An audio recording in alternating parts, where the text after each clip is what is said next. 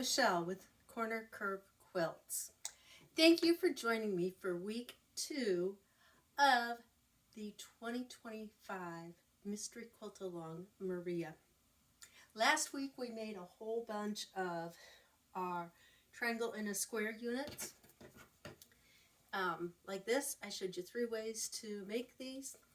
Today we are making a bunch of squares. We're cutting squares, making 4 patches, and then we're going to incorporate a few of these units and put a few pieces together. So the first thing I want to show you is I have my regular ruler, and I like to sometimes, if I'm doing a lot of cutting, I like to take some tape and mark my line so it makes it just a little bit easier to line up. And so I am going to go ahead and put right down here, right along my line. And I don't have to use a whole lot. I can use just a little bit. And I'll just mark my 2 lines like this for the one size. The other one I think I will show with my cutting mat here. And so I will take my green fabric. I'm going to line this up because that was a nice straight cut edge. And I'm going to lay it down here on my cutting mat. Make sure it's nice and flat.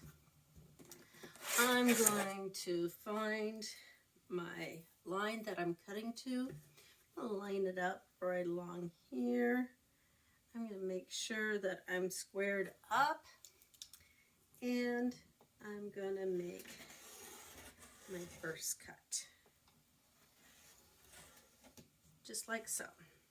And probably about to the point where I'm going to need to change my rotary blades. On me, I'll probably go a little bit longer before I actually change them. And then when I do change my rotary blade, it's like, why didn't I change it earlier? So anyway, because we are cutting, I'm just going to leave this folded up like so. And I'm going to cut my fold off. And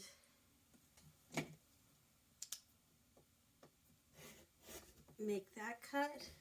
And today I'm going to spin this around. Sometimes I am ambidextrous, and so sometimes instead of spinning this around like it's meant to, I'll just switch hands and cut with the other hand. So anyway, I want to make sure this is lined up and make my cut. Just like that, I've cut 4 squares. So if you're also thinking about it, if you have a jelly roll, you can line the 4 layers of that up. Let's see if I can get 4 layers of my white lined up. Looks like I have 5 different fabrics here in strips. So I'm going to go with all 5 of them. And I'm going to line that up where I marked it and make a nice cut. Now there it cut really nice through 5 layers. So I've got 5 layers. So if you want to then go to your machine, chain piece these together. I would chain piece them so that I'd have my green on the right side and the white on the left as I'm sitting at my machine. Then I'll just fold these over, stitch, and then I'd have a unit like this. Actually, a couple of them. Then to make your 4 patch, flip them over so that they line up like so, and stitch those together. Actually, I have them on the wrong way. Should be that way, because after we make our 4 patches, when we put them to our units, there is a specific way that they need to go. So that's using just a regular Creative Grids ruler. The other ruler that I want to show you today is my Stripology ruler. And it is got splits here, so you can line it up and then put your rotary blade right there. You hardly have to hold on to this. It's really nice. But you can make lots of cuts. So I'm going to slide this over and line this. Now I want to do the white for this one because today we're cutting white. Although if I demonstrated with the green, you'd get the same point. So anyway, now with this, line this up, line my ruler up. I want to make sure that this top line here and this line down here, that my fabric is parallel. If it's parallel between my lines that go across the ruler, then I should get a straight cut. And so I have it lined up the way I like it.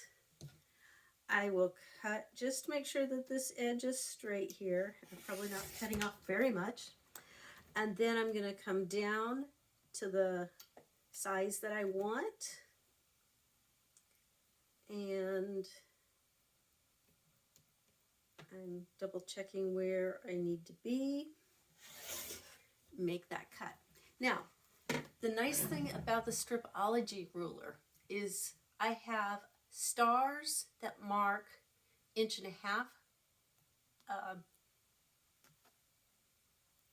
spots, and then the squares mark your 2.5 inch cuts. And so if you're doing those sizes, you can really quickly make that for cuts. I also, if I am making several of the bigger cuts, like my 4.5, if I can find the end of my tape, I will mark that.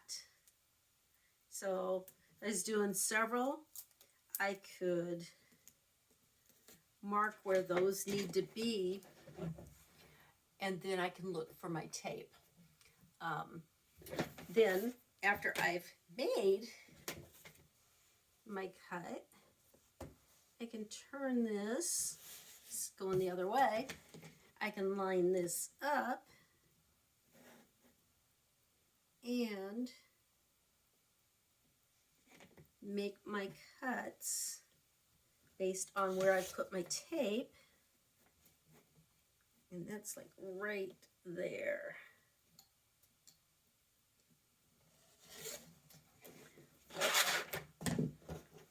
And I have my squares now. So that's 2 different rulers to cut a bunch of squares. I find I can easily cut 4 layers, if not 6 layers, and you cut a whole bunch of squares using this Stripology ruler. Then I said we're going to put some of these pieces together. So now that I have some squares cut, one of the things we are going to do is we are going to put a square on each side of, I didn't grab, I only grabbed one, each side of our triangle in a square, like so. And that will look like this. Then we will take our 4-patch that we make, and let's see, we want to be very specific and make sure that our green is in the top right hand corner. If it's in the top right hand corner, we will be good to go. Then, with it being top right hand corner, of course it fell down, we are going to go ahead and sew a triangle in the square on each side. I'd have to grab some pins. So we'll grab a couple pins here and see if we can get these to stick. When you move the wall a little bit. They want to fall. So after you get these like this, you sew those, then you're going to have it look like this. And it doesn't matter if it's this way or this way, you still have your green in your top right hand corner, which is very important. When you have these 3 units sewn together, then you'll take one of these units, you'll sew it right on top so that you end up with a piece, a 6-patch, that looks like this. Or, I should say, like this.